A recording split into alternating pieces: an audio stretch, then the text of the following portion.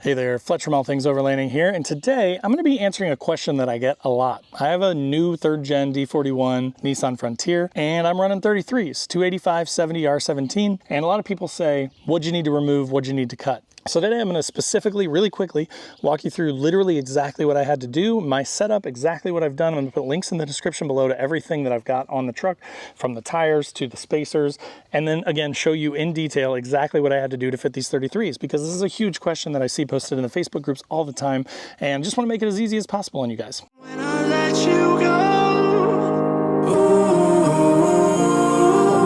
let's just pull you closer.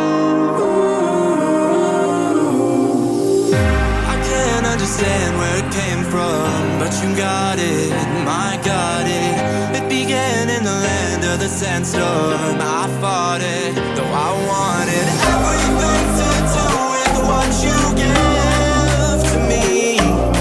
Loosening my grip. All right, guys, so as I mentioned, today I'm going to be walking you around my Nissan Frontier. It's a 2023 Pro 4X, and I am running basically the stock Pro 4X wheels with 1-inch wheel spacers, which again, I'll put a link in the description below to the exact ones that I'm running. I've had them on for about 16,000 miles now, and through the stock tires for a little while until about probably 8 or 10,000 miles ago, I swapped to these 33's. No problems. They were very inexpensive. They've been fine. I've actually run this brand of wheel spacers on other vehicles before too, and I've never had any problems with them. They've been great. So if you're looking for a budget option, this may be a good option for you for the spacers. But I'm going to walk you through front and back, and I'm going to kind of show you exactly what I had to modify in order to be able to fit these 33's. So one thing that doesn't necessarily determine whether or not the tires are going to rub or not, but they may touch a little bit more in off-roading situations, is lift. So I am running the All Dogs Off-Road RC Killa kit with a slightly longer aftermarket shackle in the rear, just to get it up a little bit, make it look a little bit better, and make the 33's fit a little different so that they don't rub quite as much on the fronts, which I'm going to show you here in a second. But so in the rear, I didn't have to modify anything. I've got all of my mud flaps on here. I've got all of the stuff, the fender, the little bit of fender liner that comes with it. I don't have any rubbing at all. And again, with the lift, it does clear at the top there too, even when fully tucked. So pretty nice. The 33's 285, as I mentioned, they're 285 70 17s. These tires that I'm running are Kenda Cleaver RTs. Highly recommend these things. I've had them on probably 3 different Nissan trucks now. They are great in all different terrains. They're just great tires, and they're also pretty budget minded. I think for all 4 of these, I spent under $1,000, closer to like 950 bucks for the set of 4, which I think is really reasonable for 33-inch RT hybrid off-road tires. I've had them down to 10 PSI. I've had them all over the place, and they have been great. So then coming around to the front here, this is where the real modifications kind of had to happen. So up front, I don't have any problems. Nothing touches up there. Wheel fully locked, no problems whatsoever. I've still got my full fender liners all the way around. Where I had to modify was right back here at the back. So when you look in here, you can kind of see there is a sort of a straight part back there on the fender liners. So for reference, I basically just extended that over. So I basically had to cut the bottom, call it 4 inches off, and line it up with that sort of stock cut over there right at the top of the frame, which you can kind of see the frame in there. So basically from about the top of the frame there over, I had to cut that. And then as you can see, the tire has actually pulled a little chunk off here too. So there is actually even a little bit higher that I had to go, that the tire just self-clearanced itself there, but you could go another, say, inch up there. They really do. The big thing that makes the difference is the spacers. So I've heard people that are running the stock wheels with this exact same size tire, 285 70 17, with no spacers, and they do not rub anywhere. So I obviously had to remove my mud flap in here, and then I had to cut that top, 4, maybe call it 5 inches of fender liner. Now the real sort of sketchy part is the metal down here. So I did have to cut a little bit of metal, and you can kind of see it in there, right there. So it's basically, this was like this before.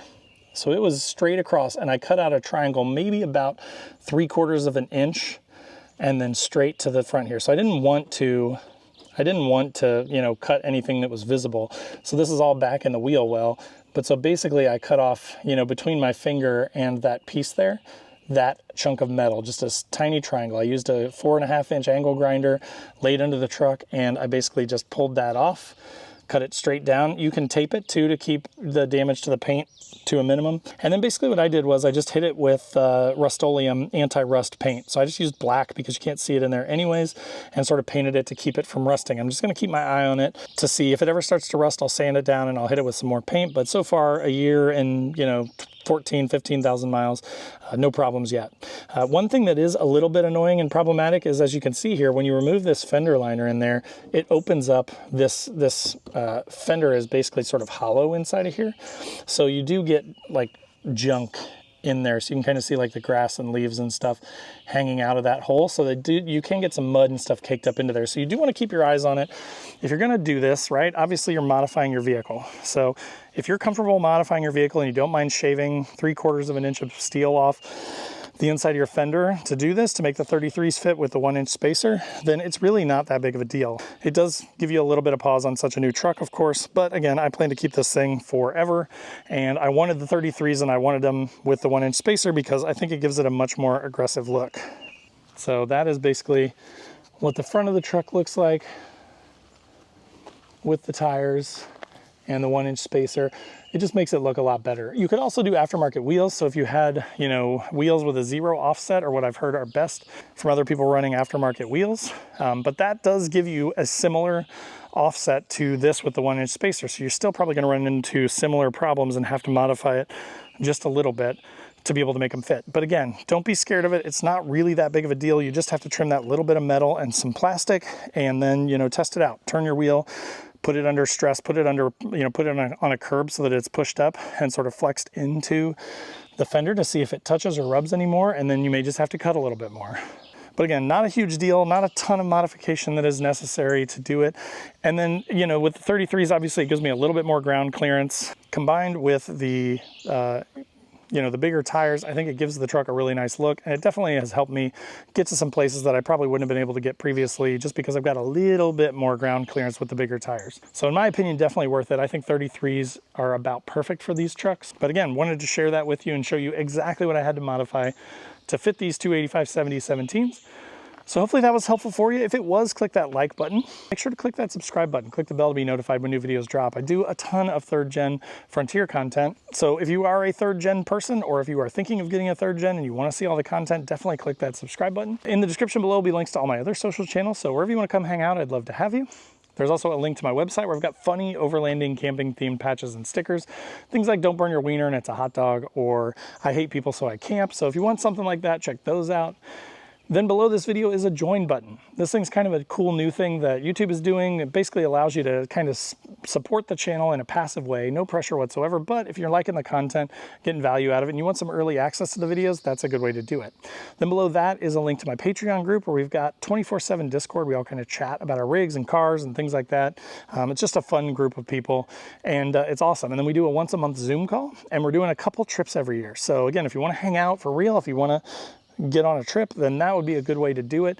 And then also just the 24/7 Discord is awesome as well. And then last but not least, there is the Newbie Overlanders Facebook group. This group is totally free to join.